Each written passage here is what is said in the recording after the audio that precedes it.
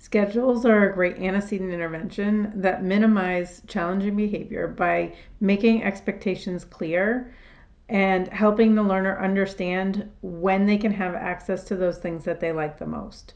So in this video example, we're using an app called Choiceworks. It's really my favorite tool for creating schedules, but you can also use laminated pictures on a Velcro strip to create your schedule. And there's some other scheduling apps available out there as well. For older learners or learners who can read, you can actually use a day planner or other type of written schedule. You might use a dry erase board and just write out those activities on the dry erase board. But in this example, we're going to use the scheduling app called Choiceworks. Let's take a look. All right, we're gonna do our schedule. Are you ready? Let's listen. My schedule. First I need to play with toys, work, eat lunch. So we're gonna play with toys, we're gonna work, and then we're gonna eat lunch. Are you ready? Here, you can have toys. Let's start the timer. Go ahead and push the start. Nice job. Listen for that timer. When the timer goes off, we're gonna move on with our schedule. Here, you really liked those Legos when we were playing earlier, didn't you? Mm-hmm.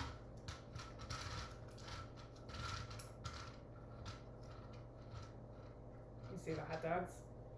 You want hot dogs for lunch? Mm. Yeah. You're not a big hot dog fan, but that's okay. They look fun on the Legos. Alright. Ready? Let's move it to all done. Nope. We're going to move it to all done. Play with toys. Alright. All done. Let's touch the next one. See what this is. Work. Alright. Start the timer. We're going to work. Alright. When the timer goes off, we'll be all done.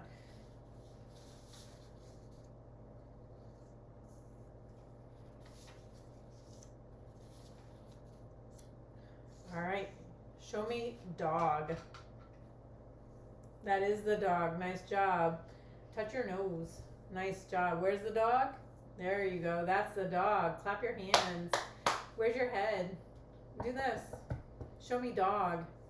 That is the dog. Nice job. High five. All right. Ready? Where's your nose? Touch your head.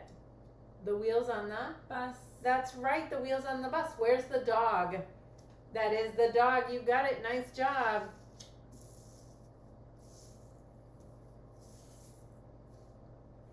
All right.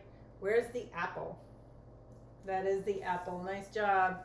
All right. Where's the ball? That is the ball. Nice job. Okay. Where's the dog? That is the dog. You got it. Way to go.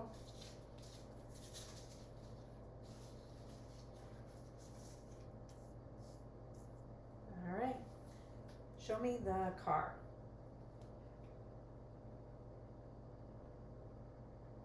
That is the car. You got it. All right. Where's the dog? That's the dog. You got it. Nice job. All right. Touch your head. Clap your hands. Do this.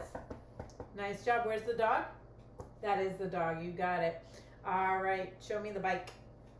There's the bike. Where's the bike? That is the bike. Clap your hands. Do this. Do this. Oh, you got it. I almost tricked you. Where's the bike?